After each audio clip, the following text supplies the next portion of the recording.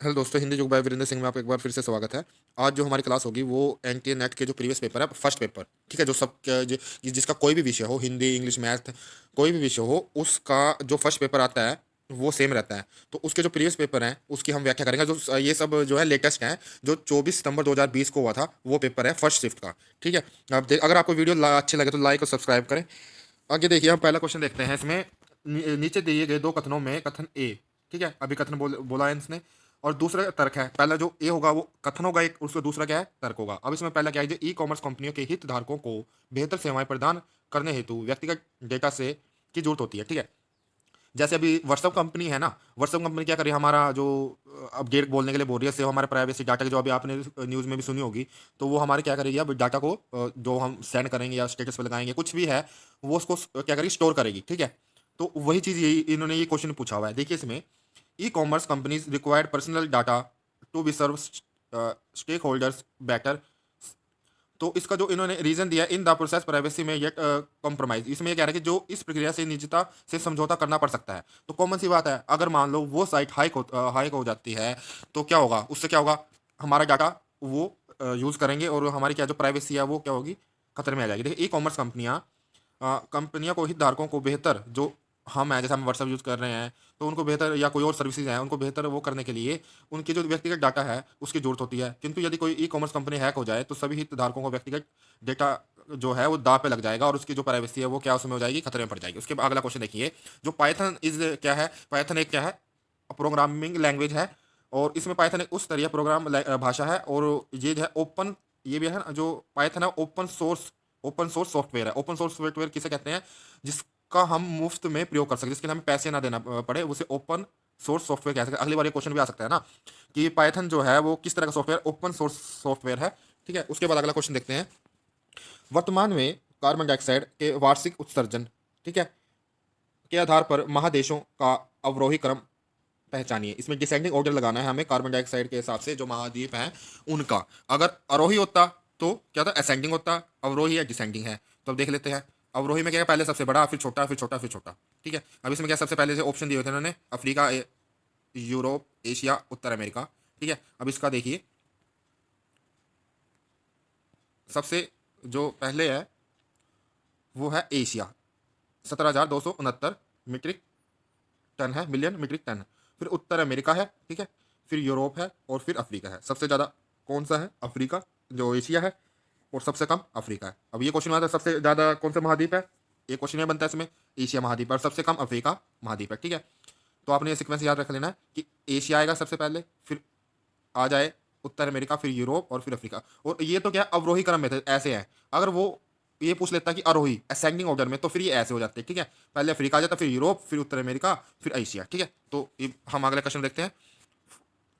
इसमें है, विकास हेतु वैश्विक सहभागिता के शस्त्र आदि विकास लक्ष्य में विशेष कर निम्नलिखित में से किन नई प्रौद्योगिकियों का लाभ मुहैया करना अभिकल्पित है। तो इसमें तो जो है ए ऑप्शन रहेगा, क्योंकि इन्फॉर्मेशन और कम्युनिकेशन ही होता है कि अगर हमें वैश्विक स्तर पर अपनी जो भागीदारी है उसको बढ़ाना है हो, और अपने गोल्स पूरे करने हो, उसके लिए क्या हमें, हमारी जो इन्फॉर्मेशन टेक्नोलॉजी, आईटी टेक्नोलॉजी है, वो क्या होनी चाहिए, अच्छी होनी चाहिए। ठीक है। तो इसका ऑप्शन ये है, ये आईटीसी में से आ गया। अब आगे देखिए, प्राकृतिक स्रोतों से निम्नलिखित में से किस प्राथमिक प्रदूषक का वैश्विक उत्सर्जन भार की दृष्टि से सर्वाधिक है। तो ये कौन सा है, कार्बन डाइऑक्साइड, फोर्थ। ठीक है। ये जो है, जो वैश्विक दृष्टि से जो उत्सर्जन है भार की, ये सबसे भारी है, तो वो कौन सा है, कार्बन डाइऑक्साइड है। तो ये आपने ये याद रखें। उसके बाद देखिए, मैच करना हमने ये, ठीक है। इसमें क्या है ना, इसमें जो है ना, इन्होंने जल प्रदूषक हैं, जो जल को दूषित करने वाले हैं, उनकी सूची दे रखी है। ठीक है। और उसमें हमें बताना है। अब देखिए इसमें क्या है, इस सूची में हम इसको थोड़ा वो कर लेते हैं, ये आगे देखिए। इसमें सबसे पहले क्या है, लिस्ट वन में है, अधिक ऑक्सीजन की मांग करने वाले जलाशय कौन से हैं, कौन से हैं, ये है फोर। ठीक है। अधिक उसके जो जलाशय हैं जो ऑक्सीजन की मांग करते हैं, पेपर और जो फूड प्रोसेसिंग इकाई हैं वो हैं। ठीक है। खाद्य प्रसंस्करण इकाइयाँ होगी। और उसके बाद है हमारा बी, पादक पोषक तत्व, ये कौन से हैं, ये हमारा होना चाहिए दो, हाँ दो ही होगा, आधुनिक। हाँ, इसका ऑप्शन ये है। देखिए आप ये भी देख सकते हो, हम जब क्वेश्चन सोल्व करें ना, तो हमने ना ऑप्शन देख लें कि भी देखिए इसमें जैसे चार था, ये चार सारे में तो हमारा एक तो पहले ही खत्म हो गया कि जैसे अधिक ऑक्सीजन की मांग करने वाले कौन से हैं? पेपर मिल और खाद्य प्रसंस्करण इकाइयाँ, ठीक है। और फिर पादप जो पोषक तत्व हैं उनके लिए जो है वो है आधुनिक वॉशिंग पाउडर और कृषि अपक्षय, ये ऑप्शन आ जाएगा। फिर अम्ल एसिड कहाँ होता है? खान अपवहन में, जो जो माइनिंग है, जो माइन है उनमें, ठीक है। उसके बाद है पोली क्लोरिनेड और बाइफोनेट, ठीक है। ये अपशिष्ट भस्मीकरण, अपशिष्ट भस्मीकरण और विषाक्त पाचन स्थल, ये कौन कौन क्या बोलते हैं इनको, ठीक है। इसका ये रहेगा।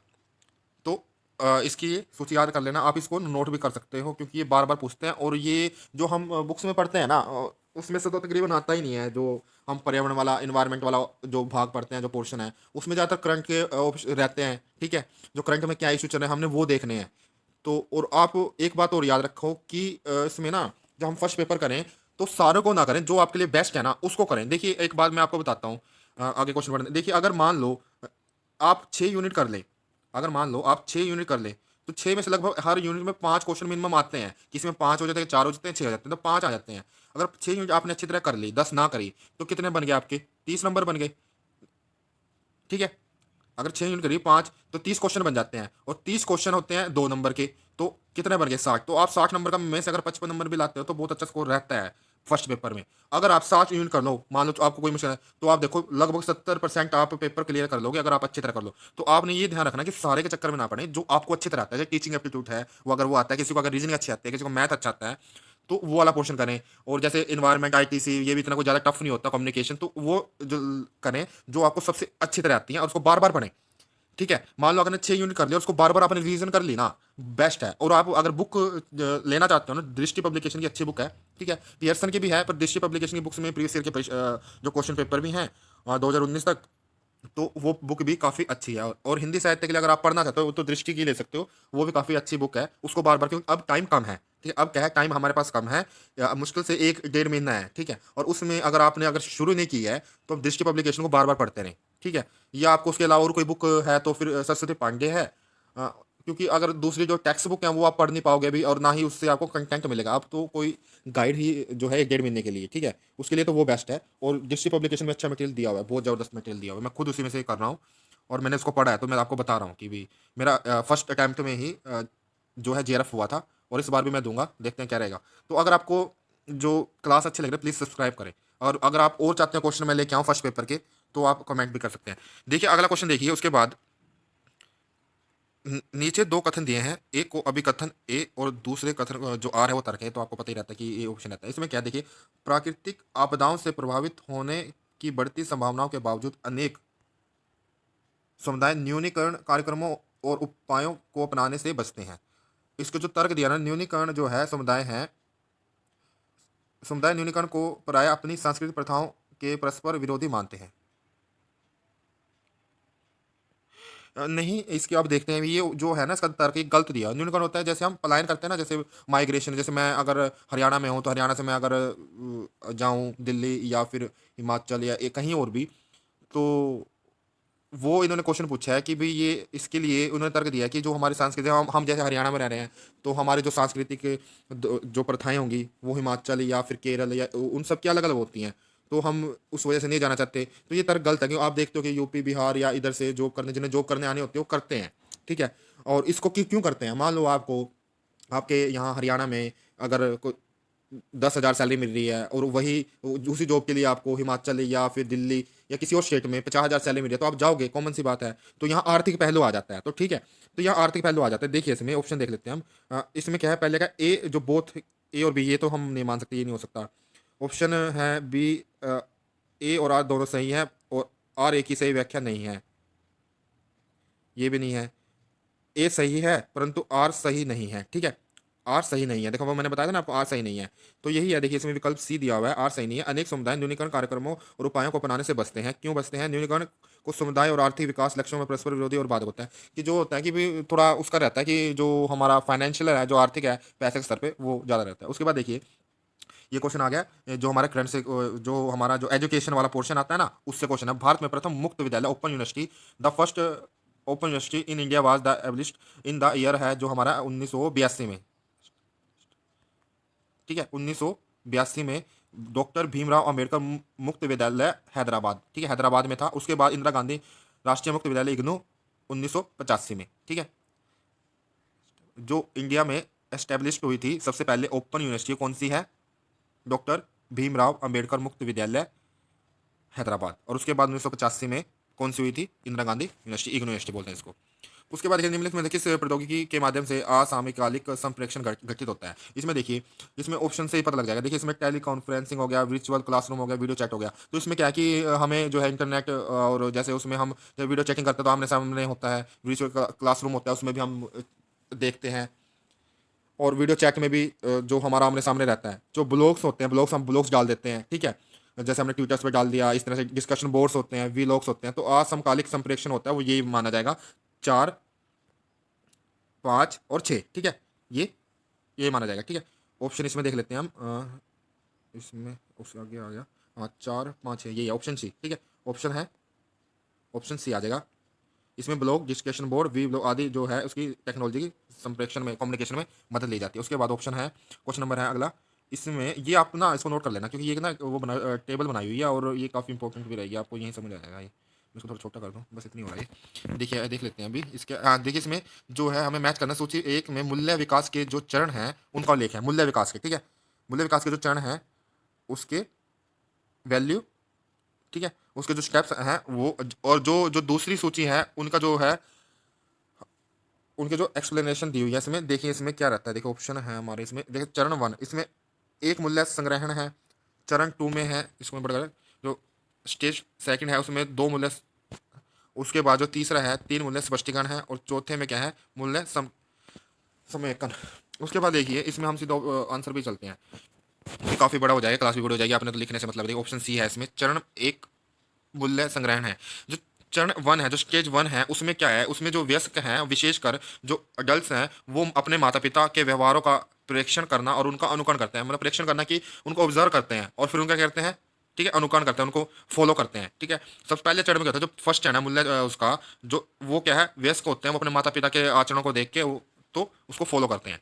तो दूसरा चरण क्या है, देखिए इसका जो दूसरा चरण है उसमें किसी व्यक्ति के मूल्य को चुनना और उन्हें आत्मसात करना। अब देखिए को हम क्या होता है इसमें, हम आइडल कहते हैं, जो अडल्ट एज होती है उसमें होता है ना, हम आइडल मान लेते हैं, कोई भगत सिंह को मान रहा है, कोई चंद्रशेखर आजाद को, या कोई किसी और को भी, किसी हीरो को, हीरोइंस को, तो उस तरह के उनके मूल्य को चुनना और उसको आत्मसात कर लेते हैं। तीसरे चरण में क्या है, जो स्पष्टीकरण होता है, तीसरा चरण मूल्य स्पष्टीकरण, उन मूल्य जो उसने उपदेश दिए जा रहे हैं उन मूल्य को अमल करता है और उनमें अंतर जानने की कोशिश करता है। उन मूल्य जिनका उपदेश दिया जा रहा है हो, और उन मूल्य जिन पर वो अमल कर रहा हो। दो हैं, एक तो उपदेश दे रहा है और एक जिसको वो अमल कर रहा है, उनमें क्या करेगा, अंतर करेगा भी ये सही है, मैं जो अमल कर रहा हूँ वो सही है, या जो ये बता रहे हैं वो सही है, ठीक है। चौथे चरण में क्या है, मानव व्यवहार के बारे में भावी कथनीय सुनिश्चित करना, मतलब भविष्यवाणी करना। तो चौथा जो है ऑप्शन ये है। उसके बाद देखिए इसमें भी कथन अभिकथन आ गया, क्या कथन है, हाँ, पर विद्या का अभिप्राय वह ज्ञान जो मनुष्य के अनुभव से परे है, ठीक है, ये सही है मेरे हिसाब से। तो अपरा विद्या का अभिप्राय उस ज्ञान से है जो मनुष्य के अनुभव पर आधारित है, ये भी सही होना चाहिए, दोनों सही है मेरे हिसाब से। तो ऑप्शन ये है इसका आंसर, क्या है, बोथ, हाँ दोनों सही है। देखो पर विद्या जो होती है हमारे जो है ना उपनिषद परंपरा के अंतर्गत, तो देखिए ये क्वेश्चन दे देना, उपनिषद परंपरा के अंतर्गत जो है दो व्यापक भागों में बांटे, एक तो पर विद्या है और एक अपरा विद्या है। उच्च ज्ञान जो मानवीय मूल्य हैं वो इसमें आते हैं, जैसे हम ब्रह्म ज्ञान है, इस तरह की जो है, जो आध्यात्मिक होता है पर विद्या, ठीक है, आध्यात्मिक मान के चलो उसको, पर विद्या जो कि हमारी इंद्रियों से परे हो, ठीक है। जो कबीरदास भी कहते हैं ना, गगन मंडल अमृत का कुआं सगुरा होए भर भर पिए, इस तरह की जो उक्ति हैं ये उसी तरह की पर विद्या। और अपरा विद्या जो होती है, जो हम स्कूल कॉलेजों में लेते हैं उसे अपरा विद्या कहते हैं। जो निम्न ज्ञान और जो मानवीय अनुभवों पर आधारित है, जो हम स्कूल में जाके लेते हैं उसे कहते हैं अपरा विद्या कहते हैं। और परा विद्या जो होती है, जो उच्च मानवीय गुणों से वो होती है, लैस होती है। उसके बाद इसका क्वेश्चन अगला है, हाँ देखिए ये हमारा संस्थाओं से संबंधित आ गया। भारत के संविधान में निम्नलिखित में से किस प्रविष्टि में उच्च शिक्षा संस्थानों अथवा अनुसंधान संस्थाओं अथवा वैज्ञानिक और तकनीकी संस्थाओं के समन्वय और निर्धारण का उल्लेख है? तो ऑप्शन डी 66 में है। भारत की भारत की संविधान की 7वीं अनुसूची के संघ सूची, जो संघ राज्य और समवर्ती सूची होती है ना, तो संघ सूची की प्रविष्टि 66 में उच्च शिक्षण संस्थानों अथवा अनुसंधान संस्थानों के लिए क्या है, प्रविष्टि का उल्लेख है। प्रविष्टि कौन सी है? 66। और 7वीं अनुसूची है, तो आपने ये ध्यान रखना। और 7वीं अनुसूची में संघ सूची है। इतने क्वेश्चन बन गए ना इससे, 7वीं अनुसूची, संघ सूची और पृष्ठ नंबर 66, जिसमें ये है कि इसमें ये क्या कह रहा है कि जो संविधान की पृष्ठ में उच्च शिक्षा संस्थान है, कोई भी हो, ठीक है, जो उच्च शिक्षा संस्थान है उसके संबंध में जो भी कोरिलेशन किया जाता है, जो भी डिसीजन लिए जाते हैं, वो पृष्ठ कौन सी है? 66। ठीक है, इस तरह ये क्लास खत्म होती है। अगर आपको ये वीडियो अच्छी लगी, प्लीज़ इसको सब्सक्राइब और लाइक करें और शेयर करें। धन्यवाद।